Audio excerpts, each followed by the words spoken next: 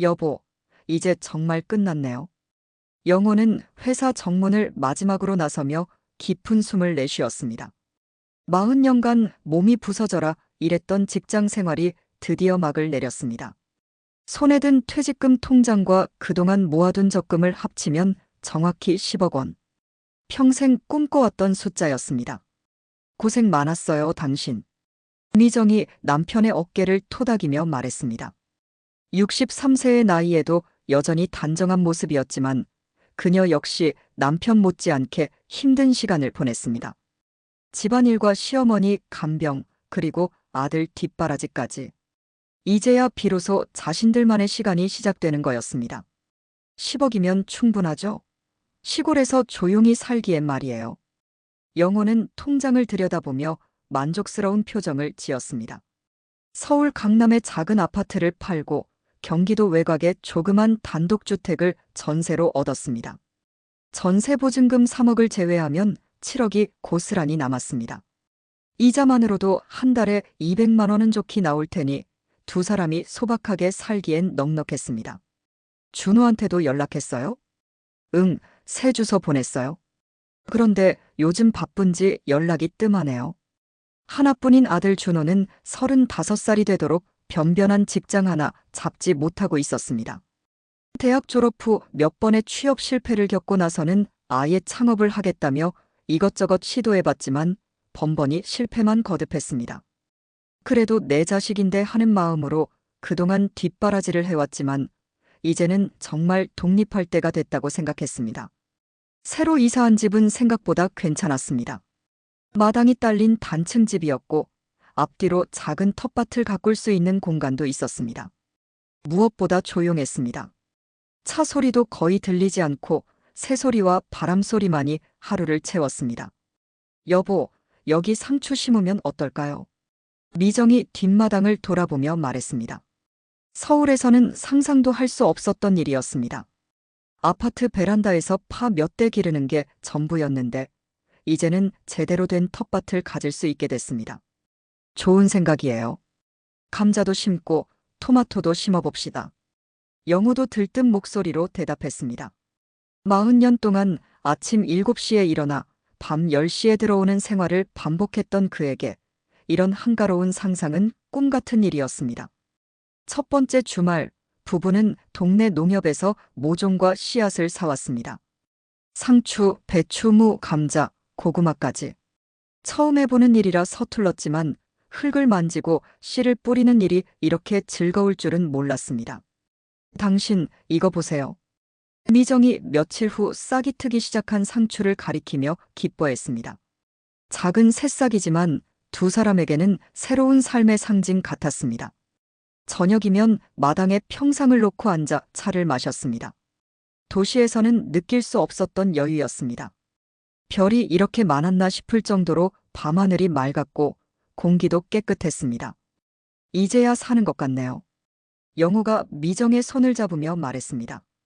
거칠고 주름진 손이었지만 평생을 함께한 소중한 손이었습니다. 준호도 가끔은 놀러 올 거예요. 여기 공기도 좋고. 그러게요. 우리 아들도 이런 데서 좀 쉬었으면 좋겠어요. 통장 잔고 7억 원. 적지 않은 돈이었습니다. 이자만으로도 충분히 살 수 있고 가끔 여행도 갈 수 있을 것 같았습니다. 무엇보다 남에게 손 벌릴 일 없이 당당하게 살 수 있다는 게 가장 큰 위안이었습니다.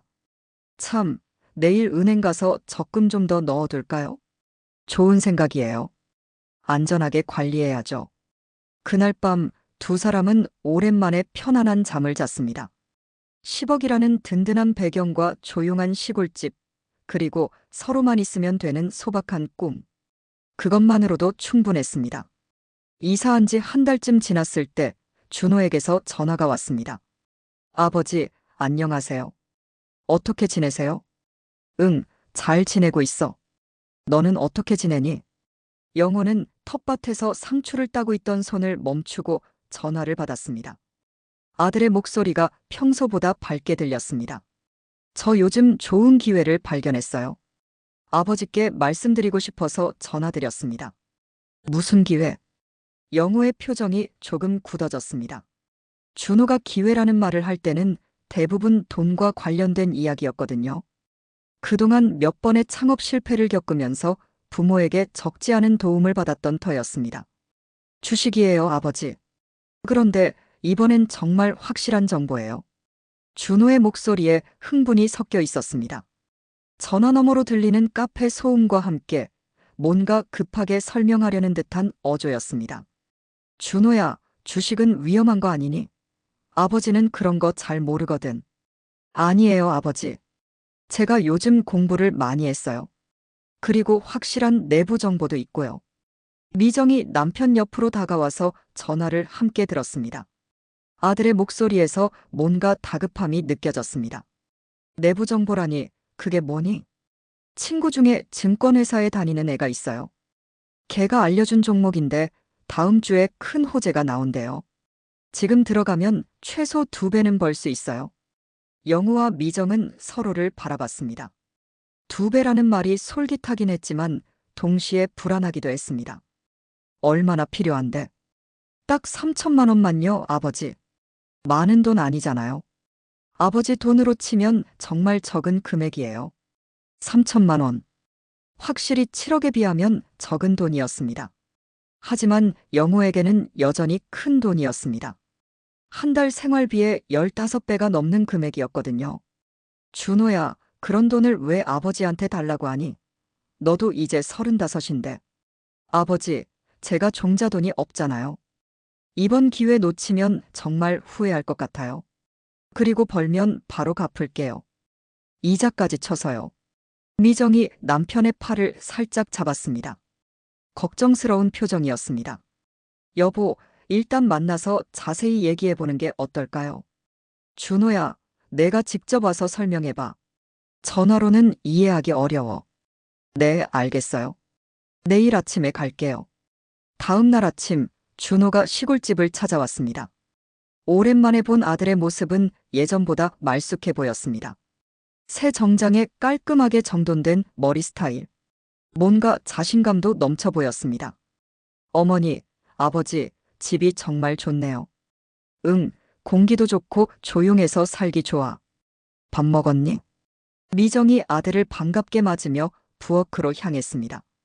아들이 좋아하는 된장찌개를 끓이려고 했습니다. 아버지, 이거 보세요.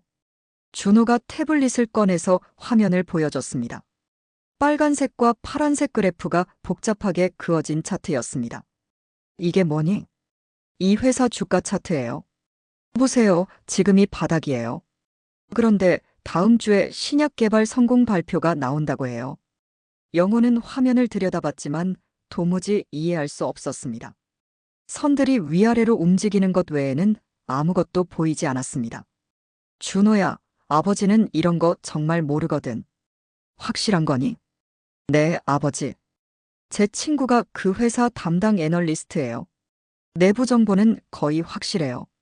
준호의 설명은 계속됐습니다. 바이오 기업이 신약 개발에 성공했고 다음 주 월요일 발표 후 주가가 급등할 거라는 이야기였습니다. 지금 들어가면 일주일 만에 2배는 벌 수 있다고 했습니다. 그런데 왜 내 친구는 너한테만 알려주니? 친한 사이니까요. 그리고 저도 그 친구한테 도움을 많이 줬거든요. 서로 정보 공유하는 사이예요. 미정이 된장찌개와 밑반찬을 차려놓고 앉았습니다. 준호야, 밥부터 먹자. 그 얘기는 천천히 해도 돼. 시간이 없어요, 어머니. 오늘 장마감 전에 매수해야 해요. 내일이면 벌써 늦을지도 몰라요. 준호의 목소리에 조급함이 섞여 있었습니다. 계속해서 시간을 재촉했고 스마트폰으로 주가를 확인하며 안절부절 못했습니다. 정말 확실한 거니? 네, 아버지. 100% 확실해요. 제가 이런 말 함부로 하는 사람 아니잖아요. 영호는 고민에 빠졌습니다. 3천만 원이 적은 돈은 아니었지만 정말 2배가 된다면 나쁘지 않을 것 같았습니다. 그리고 무엇보다 아들이 이렇게 확신하는 모습을 본 적이 오랜만이었습니다. 여보, 어떻게 생각해요? 미정도 망설이고 있었습니다. 아들을 믿고 싶은 마음과 불안한 마음이 교차했습니다. 결국 영호는 결정을 내렸습니다. 알겠어. 3천만 원 보내줄게. 대신 정말 조심해서 해야 해. 고맙습니다, 아버지. 정말 후회 안 하실 거예요. 그날 오후 영호는 은행에 가서 3천만 원을 준호 계좌로 이체했습니다. 통장 잔고가 6억 7천만 원으로 줄어들었지만 아들이 성공하기를 바라는 마음이 더 컸습니다. 일주일 후 준호에게서 전화가 왔습니다. 아버지, 대박 났어요. 전화기 너머로 들리는 아들의 목소리는 흥분으로 가득했습니다. 영호는 텃밭에서 물을 주던 호스를 놓고 급히 전화를 받았습니다. 뭐가 대박이니? 주식이요. 정말 올랐어요. 3천만 원이 5천만 원이 됐어요. 영호의 눈이 커졌습니다. 일주일 만에 2천만 원을 벌었다는 얘기였습니다. 평생 월급쟁이로 살면서 한 번도 경험해보지 못한 수익률이었습니다. 정말이니? 네, 아버지. 지금 스크린샷 보내드릴게요. 잠시 후 영호의 휴대폰에 메시지가 도착했습니다. 화면에는 복잡한 숫자들이 나열되어 있었지만 맨 아래 총 평가 금액 부분에 5천만 원이라는 숫자가 선명하게 보였습니다. 여보, 뭐래요? 부엌에서 점심 준비를 하던 미정이 남편의 흥분한 목소리를 듣고 다가왔습니다. 준호가 돈을 벌었대요. 3천만 원이 5천만 원이 됐다고 해요. 정말요? 미정도 놀란 표정을 지었습니다. 그동안 준호의 여러 번 실패를 지켜봤던 터라 이번에도 크게 기대하지 않았는데 뜻밖의 소식이었습니다. 아버지, 그런데 지금이 진짜 기회예요. 준호의 목소리가 다시 전화기에서 들려왔습니다. 무슨 얘기니? 이 회사가 다음 달에 또 다른 신약 결과 발표를 해요. 이번에는 더 큰 호재라고 하는데 지금 추가로 투자하면 정말 큰 돈을 벌 수 있어요. 영호의 표정이 조금 굳어졌습니다.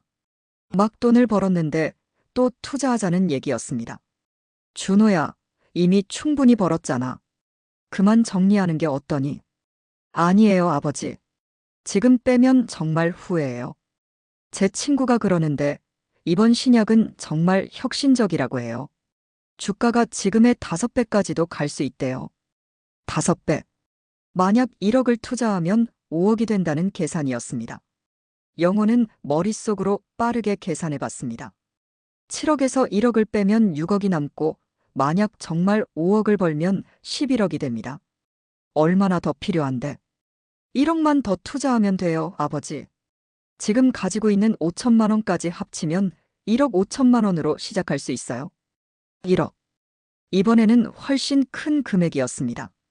영호는 망설였습니다. 여보, 어떻게 생각해요? 미정도 고민스러운 표정이었습니다. 한편으로는 준호가 정말 돈을 벌었다는 게 믿어지지 않았고, 다른 한편으로는 더 큰 기회를 놓치는 게 아닌지 걱정됐습니다. 아버지, 시간이 없어요. 오늘 장마감 전에 결정해야 해요. 준호는 계속 재촉했습니다. 전화 너머로 들리는 소음이 더 커졌고 뭔가 바쁘게 움직이는 분위기였습니다. 준호야, 너는 지금 어디에 있니? 증권회사 앞이에요. 제 친구랑 같이 있어요. 아버지, 정말 이번 기회 놓치면 안 돼요. 영호는 통장을 들여다봤습니다. 6억 7천만 원. 1억을 빼도 5억 7천만 원이 남습니다. 그리고 만약 준호 말대로 된다면. 알겠어. 1억 보내줄게. 정말요? 고맙습니다, 아버지. 진짜 후회 안 하실 거예요. 그날 오후 영호는 다시 은행을 찾았습니다. 창구 직원이 큰 금액 이체라며 용도를 물어봤지만 아들 투자 자금이라고 간단히 답했습니다. 고객님, 투자는 신중하게 하시는 게 좋습니다. 원금 손실 위험이 있거든요. 괜찮아요? 아들이 이미 수익을 냈거든요. 통장 잔고가 5억 7천만 원으로 줄어들었습니다. 하지만 영호는 오히려 기대감으로 설렜습니다. 만약 준호가 말한 대로 된다면 이제 곧 억만장자가 될 수도 있었습니다. 집에 돌아와서 미정에게 상황을 설명했습니다. 정말 괜찮을까요, 여보? 준호가 벌써 돈을 벌었잖아요. 이번에도 잘 될 거예요. 그래도 1억이라는 돈이. 괜찮아요? 우리한테는 여전히 5억이 넘게 남아 있으니까. 그날 저녁 부부는 평소보다 일찍 잠자리에 들었습니다. 하지만 쉽게 잠이 오지 않았습니다. 설레기도 하고 불안하기도 했습니다. 여보, 준호가 정말 성공했으면 좋겠어요. 그럴 거예요. 우리 아들 똑똑하잖아요. 영호는 아내의 손을 잡고 말했습니다. 아들에 대한 믿음과 함께 앞으로 더 나은 생활을 할 수 있을 거라는 기대감이 컸습니다. 다음 날 아침 준호에게서 문자가 왔습니다. 아버지, 매수 완료했어요. 곧 좋은 소식 들려드릴게요.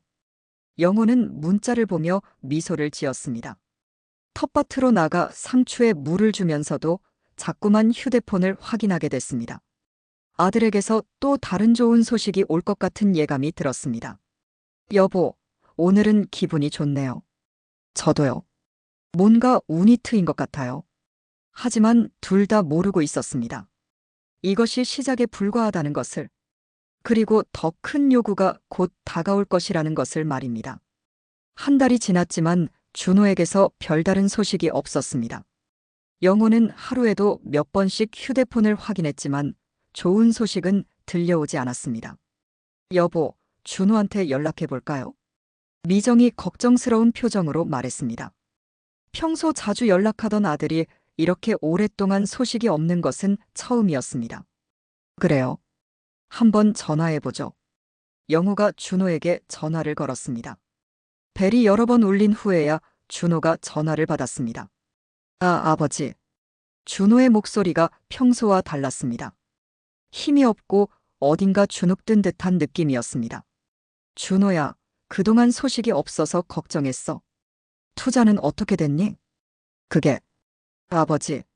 준호는 한참 동안 말을 잇지 못했습니다. 전화 너머로 깊은 한숨 소리만 들려왔습니다. 왜 그러니? 무슨 일 있었어? 주식이 좀 떨어졌어요. 얼마나? 많이 떨어졌어요. 영호의 가슴이 철렁 내려앉았습니다. 준호의 목소리에서 심각함이 느껴졌습니다. 정확히 얼마나 손해를 봤는지 말해봐. 거의 다 날렸어요, 아버지. 1억 5천만 원을 거의 다 잃었다는 얘기였습니다. 영호는 눈앞이 캄캄해졌습니다. 어떻게 그럴 수가 있니? 확실하다고 했잖아. 죄송해요, 아버지.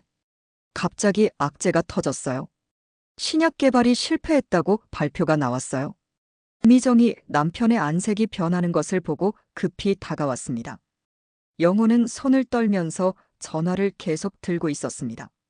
그럼 지금 얼마나 남았어? 200만 원 정도요. 1억 5천만 원이 200만 원이 됐다는 얘기였습니다. 영호는 현실을 받아들이기 어려웠습니다. 준호야, 너 지금 어디 있니? 집에 있어요. 아버지, 정말 죄송해요. 제가 어떻게 갚아드릴지. 일단 집에 와. 직접 만나서 얘기하자. 이틀 후, 준호가 시골집을 찾아왔습니다. 한 달 전에 말쑥했던 모습은 온데간데 없고 수척하고 초라한 모습이었습니다. 아버지, 어머니, 정말 죄송합니다. 준호는 거실에 들어서자마자 무릎을 꿇고 사과했습니다. 일어나. 일단 앉아서 정확히 무슨 일이 있었는지 설명해봐. 영호의 목소리는 차가웠습니다.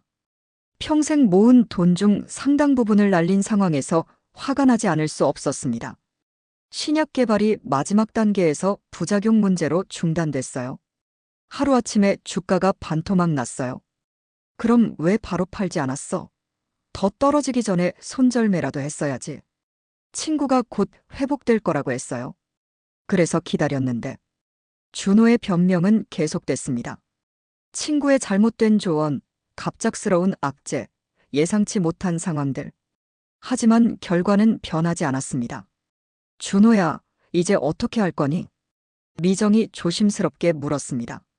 아들에게 화가 나기도 했지만 동시에 안쓰럽기도 했습니다. 그런데 아버지, 사실 말씀드릴 게 있어요. 준호가 주저하다가 입을 열었습니다. 뭔데? 새로운 기회가 있어요. 이번에는 정말 확실해요. 영호와 미정은 동시에 준호를 바라봤습니다. 방금 1억 5천만 원을 날렸다고 해놓고 또 다른 투자 이야기를 꺼내는 것이 믿어지지 않았습니다. 너 미쳤니? 방금 전 재산을 날려놓고 또 투자 얘기를 해? 아버지, 들어보세요. 이번에는 코인이에요. 코인, 비트코인, 이더리움 같은 가상화폐요. 지금 엄청난 상승장이 시작됐어요. 준호는 다시 태블릿을 꺼내서 화면을 보여줬습니다. 비트코인 차트가 급격히 상승하는 모습이 보였습니다. 봐요. 지난 한 달 동안 2배 올랐어요. 그런데 이건 시작에 불과해요. 준호야, 너 정신 차려. 방금 주식으로 망했잖아. 주식이랑 코인은 달라요, 아버지. 코인은 지금 대세예요. 전 세계가 주목하고 있어요. 준호의 설명은 계속됐습니다. 코인 시장이 폭발적으로 성장하고 있고 지금이 마지막 기회라는 이야기였습니다. 특히 어떤 새로운 코인이 곧 대형 거래소에 상장될 예정이라며 상장 전에 들어가면 10배도 가능하다고 했습니다. 얼마가 필요한데? 영호가 냉정하게 물었습니다. 3억이면 돼요. 아니, 이왕이면 5억 정도. 뭐라고? 영호의 목소리가 높아졌습니다. 이번에는 아예 남은 돈을 다 달라는 얘기였습니다. 아버지, 이번 기회 놓치면 진짜 평생 후회해요. 제가 그동안 공부를 많이 했어요. 공부. 1억 5천만 원 날려놓고 무슨 공부? 그때는 제가 경험이 없어서 그랬어요. 이제는 달라요. 미정이 남편의 팔을 잡았습니다. 더 이상 들어줄 수 없다는 표정이었습니다. 준호야, 이제 그만해. 아버지 어머니가 평생 모은 돈을 가지고 장난하는 거니? 장난이 아니에요, 어머니. 정말 확실한 정보예요. 확실한 정보.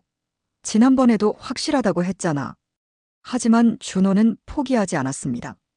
계속해서 코인의 장점을 설명했고, 이번에는 정말 다르다고 강조했습니다. 심지어 자신의 미래를 걸고 장담한다고까지 했습니다. 아버지, 저 정말 이번에 성공해서 효도하고 싶어요. 그동안 실망만 드려서 죄송했어요. 결국 영호는 또다시 흔들렸습니다. 아들의 간절한 모습과 함께 혹시나 하는 마음이 들었습니다. 그리고 무엇보다 아들이 성공하기를 바라는 부모의 마음이 컸습니다. 이번이 정말 마지막이야. 알겠지? 네, 아버지.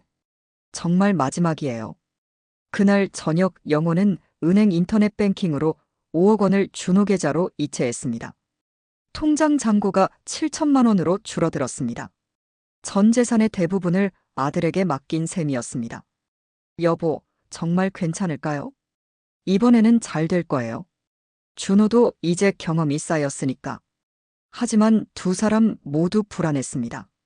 남은 돈이 얼마 없다는 현실이 서서히 실감나기 시작했습니다. 2달이 지났습니다. 준호에게서는 여전히 별다른 소식이 없었고 영호와 미정은 점점 불안해졌습니다.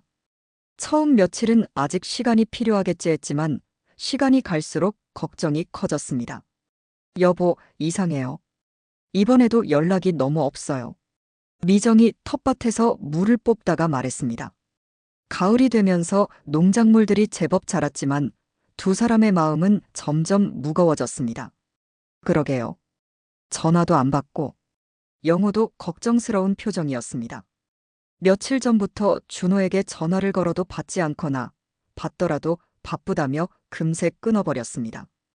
어느 날 새벽 2시 영호는 소변이 마려워 잠에서 깼습니다. 화장실을 다녀와서 보니 아내가 침대에 없었습니다. 미정아. 집 안을 둘러봤지만 아내는 보이지 않았습니다. 마당으로 나가보니 미정이 평상에 앉아 있었습니다. 휴대폰을 들고 뭔가를 확인하고 있었습니다. 여보, 왜 밖에 나와 있어요?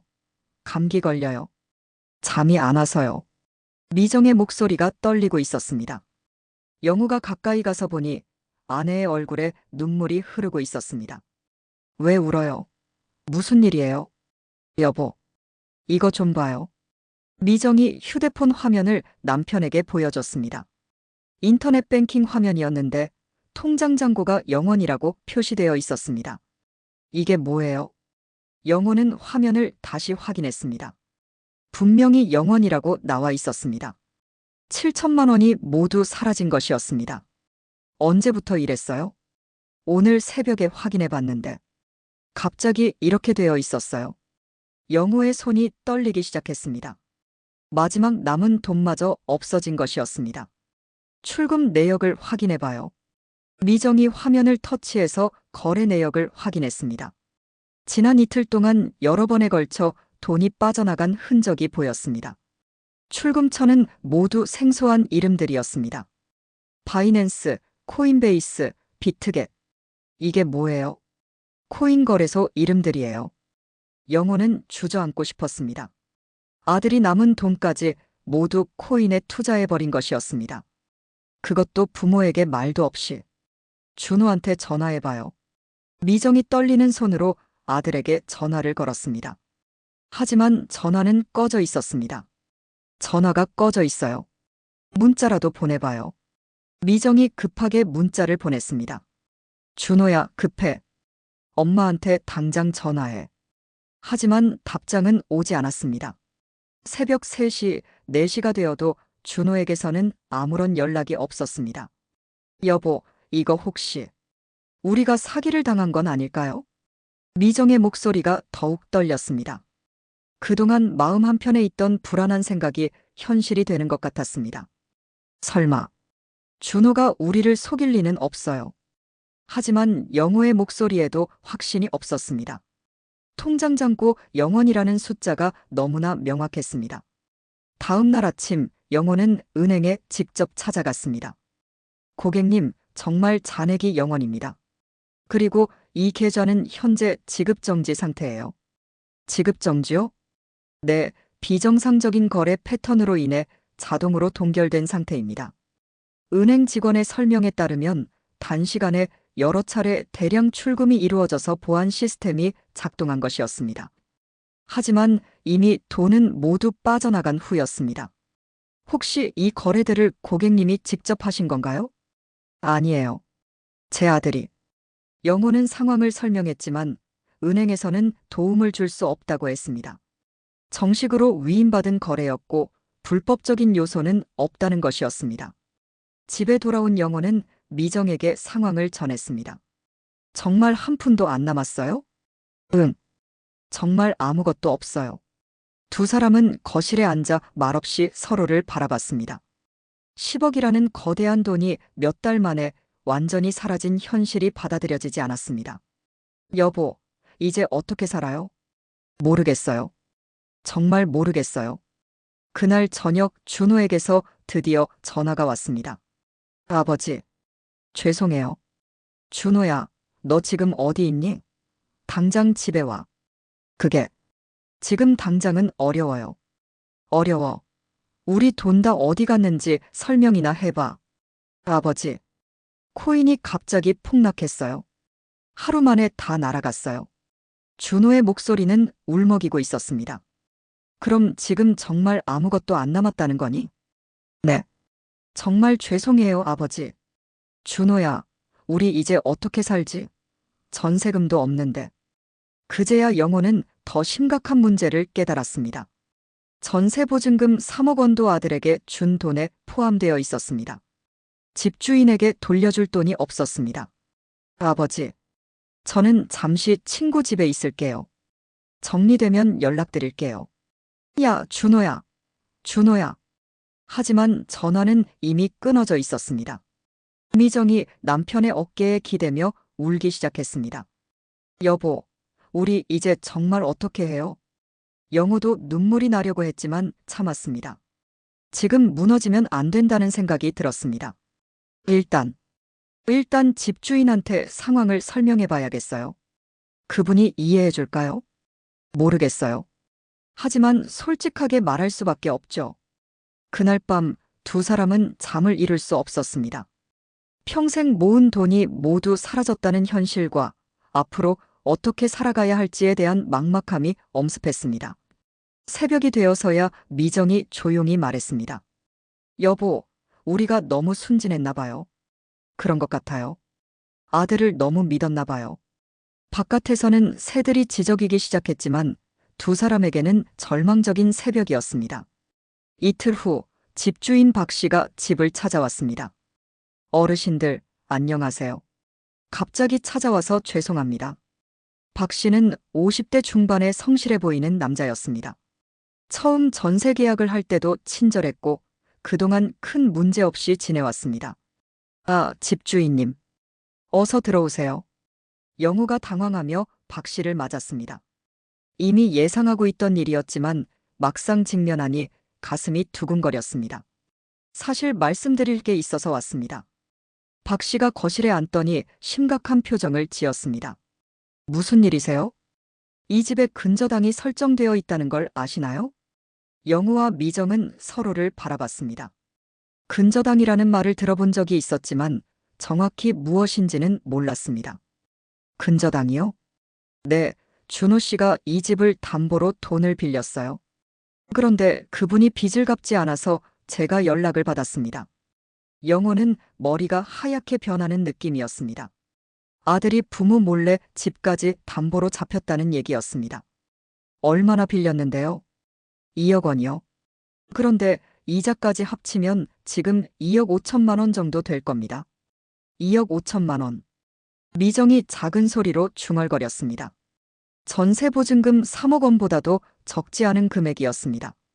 그럼 우리가 그 돈을 갚아야 하는 건가요? 글쎄요. 법적으로는 준호 씨 책임이지만 문제는 준호 씨와 연락이 안 된다는 겁니다. 박 씨의 말에 따르면 대출업체에서 며칠 전부터 준호를 찾고 있었습니다. 하지만 준호는 전화도 받지 않고 주소지로 찾아가도 없었습니다. 혹시 어르신들이 준호 씨 연락처를 알고 계시나요? 저희도 연락이 안 되고 있어요. 영호가 힘없이 대답했습니다. 그럼 큰일인데요. 대출업체에서 강제 집행에 들어갈 수도 있어요. 강제 집행이요? 집을 경매에 넘긴다는 뜻입니다. 그럼 어르신들도 나가셔야 해요. 박 씨도 난처한 표정이었습니다. 집주인 입장에서도 갑작스러운 일이었고 무엇보다 영호와 미정이 피해자라는 것을 알고 있었습니다. 언제까지 시간이 있나요? 글쎄요. 빠르면 한 달 안에도 진행될 수 있어요. 박 씨가 돌아간 후 영호는 급히 준호에게 전화를 걸었습니다. 하지만 여전히 전화는 꺼져 있었습니다. 여보, 준호 친구들한테 연락해봐요. 미정이 아들의 친구들 연락처를 찾아 전화를 걸기 시작했습니다. 민수야, 안녕? 엄마야. 준호 어디 있는지 아니? 아, 안녕하세요, 아줌마. 준호요? 저도 한 달째 연락이 안 되는데요. 한 달째? 네, 갑자기 연락이 뚝 끊어졌어요. 무슨 일 있나 해서 걱정하고 있었는데 다른 친구들에게 연락해봐도 마찬가지였습니다. 모두 한 달 전쯤부터 준호와 연락이 안 된다고 했습니다. 여보, 준호가 정말 도망간 것 같아요. 미정의 목소리에 절망이 섞여 있었습니다.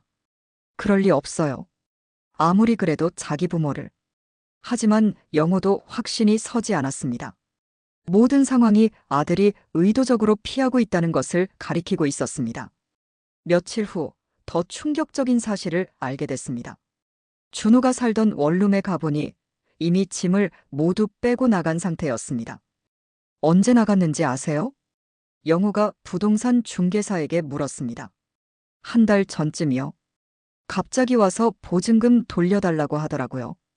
보증금을 받아갔어요? 네, 현금으로 받아갔어요. 급한 일이 있다고 하면서 이제 의심할 여지가 없었습니다. 준호는 계획적으로 모든 것을 정리하고 도망간 것이었습니다. 집에 돌아온 영호는 미정과 함께 앉아 현실을 정리해봤습니다.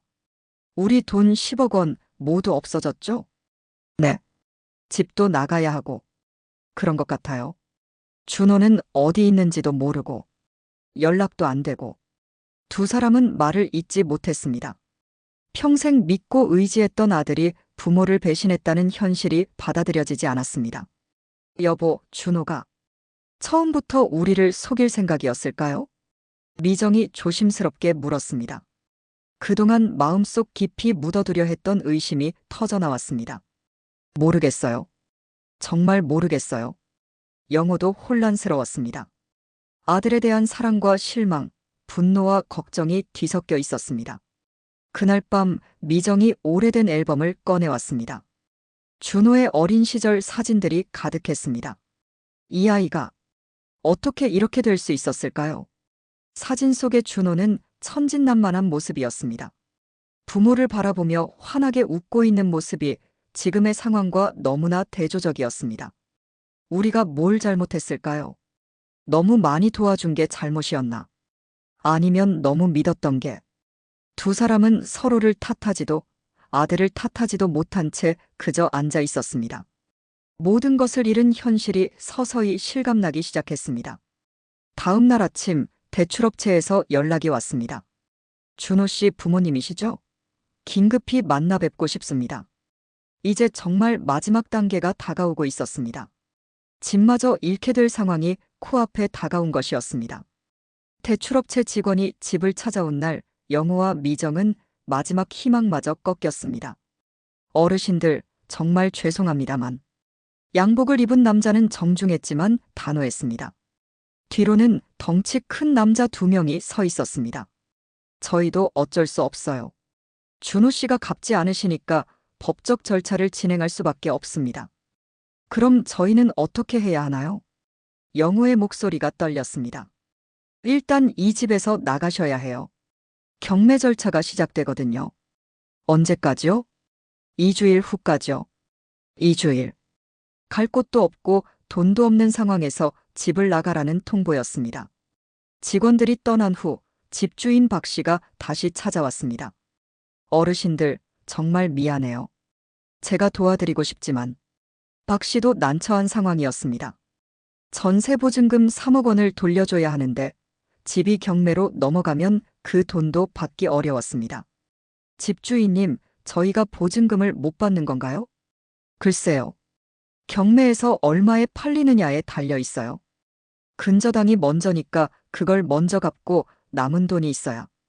박 씨의 설명을 들어보니 전세 보증금을 온전히 돌려받기는 어려울 것 같았습니다. 그럼 저희는 미정이 말을 잇지 못했습니다. 돈도 없고 갈 곳도 없는 상황이 현실로 다가왔습니다. 다음 날부터 영호와 미정은 급하게 이사 준비를 시작했습니다. 하지만 갈 곳이 없었습니다. 여보, 어디로 가죠? 모르겠어요. 일단 짐부터 정리해봐요. 40년간 모은 살림살이들을 정리하는 것은 고통스러운 일이었습니다. 냉장고, 세탁기, 소파 같은 큰 가전제품들은 가져갈 수도 없었습니다. 이거 다 어떻게 해요?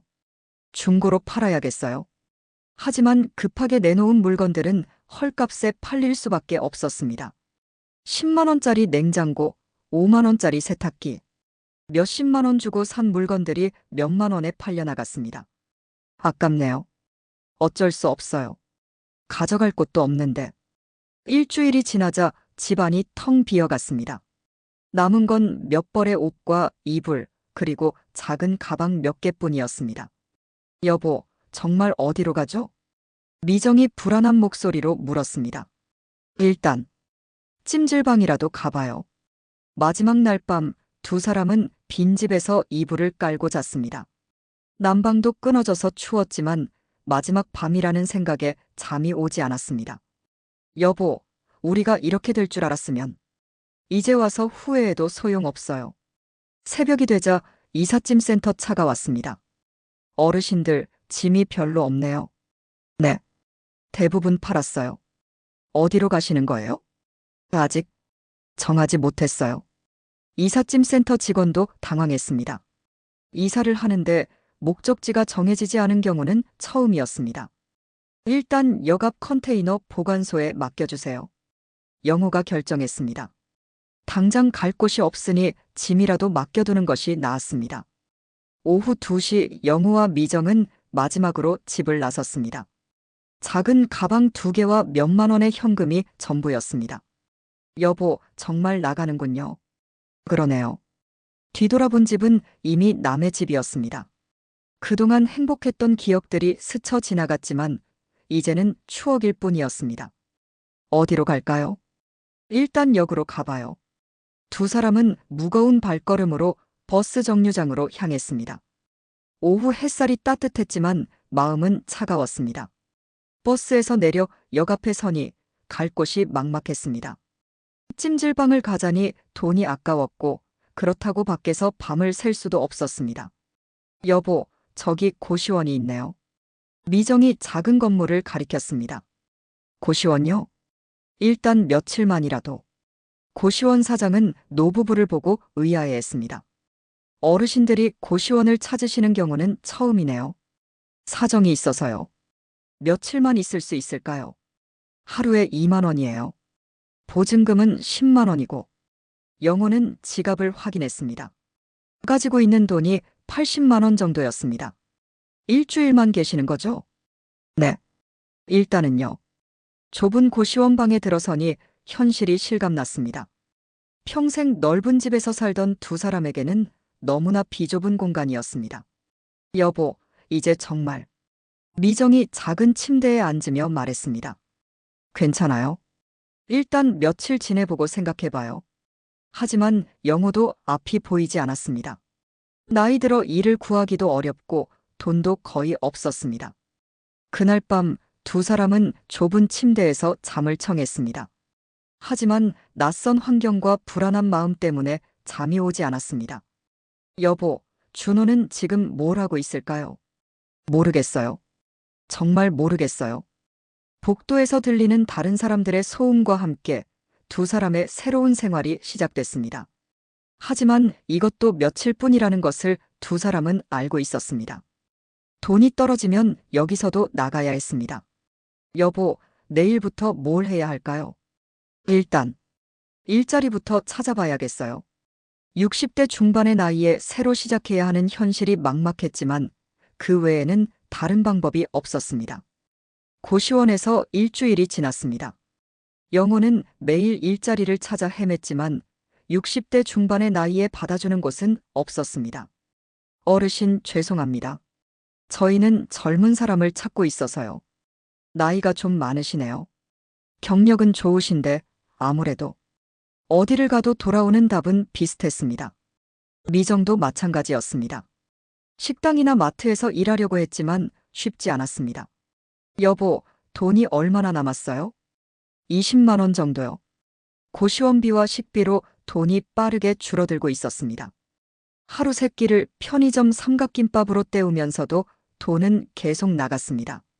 이러다가 정말 미정의 목소리가 가라앉았습니다. 앞으로 몇 일 버틸 수 있을지 걱정됐습니다. 며칠 후 영호가 겨우 일자리 하나를 구했습니다. 새벽 4시부터 시작하는 신문 배달이었습니다. 하루에 3만 원이에요. 그런데 매일은 아니고 대타로 들어갈 때만요. 그래도 다행이에요. 하지만 일주일에 이틀 많아야 사흘 정도였습니다. 한 달에 30만 원도 벌기 어려웠습니다. 고시원 계약도 끝나갔습니다. 사장이 연장을 원하면 다시 보증금을 내야 한다고 했지만 그럴 돈이 없었습니다. 어르신들, 어떻게 하실 거예요? 조금만 더 기다려주세요. 곧 일자리가. 죄송해요. 저도 사업하는 입장이라. 결국 영우와 미정은 고시원에서도 쫓겨났습니다. 남은 돈은 5만 원뿐이었습니다. 여보, 이제 정말 어디로 가죠? 거리에 선 두 사람은 막막했습니다. 가방 2개와 이불 하나가 전 재산이었습니다. 일단 공원으로 가봐요. 근처 공원에는 노숙하는 사람들이 몇 명 있었습니다. 영우와 미정도 그들 사이에 자리를 잡았습니다. 여보, 우리가 이런 날이 올 줄 몰랐네요. 그러게요. 몇 달 전만 해도 첫날 밤은 추웠습니다. 11월의 찬바람이 이불 사이로 스며들었습니다. 공원 벤치에 누워서 보는 별은 예전 시골집에서 보던 것과는 달랐습니다. 다음 날부터는 하루하루가 생존이었습니다. 공중화장실에서 세수하고 편의점에서 가장 싼 음식으로 끼니를 때웠습니다. 여보, 라면이라도 끓여 먹을까요? 미정이 작은 부탄가스와 냄비를 꺼냈습니다. 고시원에서 나올 때 챙겨온 것이었습니다. 좋은 생각이에요. 영우가 편의점에서 가장 싼 라면을 사왔습니다. 1,000원짜리 라면 하나가 두 사람의 저녁이었습니다. 공원 구석진 곳에서 부탄가스에 불을 켰습니다. 작은 냄비에 물을 끓이고 라면을 넣었습니다. 면 반 개씩 나눠 먹어요. 계란도 하나 넣을까요? 너무 사치해요. 그냥 이것만으로도. 부글부글 끓는 라면을 보며 영호는 감회가 새로웠습니다. 몇 달 전만 해도 10억 원의 주인이었는데 지금은 1,000원짜리 라면 하나를 나눠 먹고 있었습니다. 다 됐어요. 미정이 라면을 그릇에 담았습니다. 하나의 그릇에 담긴 라면을 두 사람이 나눠 먹었습니다. 맛있네요. 정말요. 평생 먹어본 라면 중에 제일 맛있는 것 같아요. 배가 고팠던 탓일까? 아니면 함께 나눠 먹어서일까? 그 라면은 정말 맛있었습니다. 여보, 우리가 이 나이에 부탄가스로 라면 끓여 먹게 될 줄은 몰랐어요. 영우가 한 숟가락 떠먹으며 말했습니다. 저도요. 그런데 이상해요. 화가 나야 할 텐데 지금은 오히려 마음이 편해요.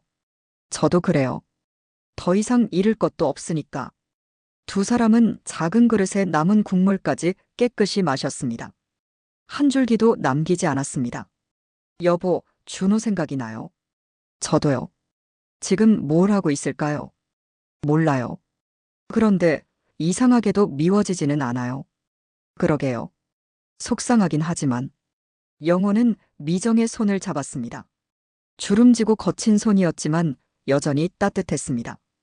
미정아, 그동안 고생 많았어요. 무슨 소리예요? 당신도 고생했죠? 이제 우리 둘뿐이네요.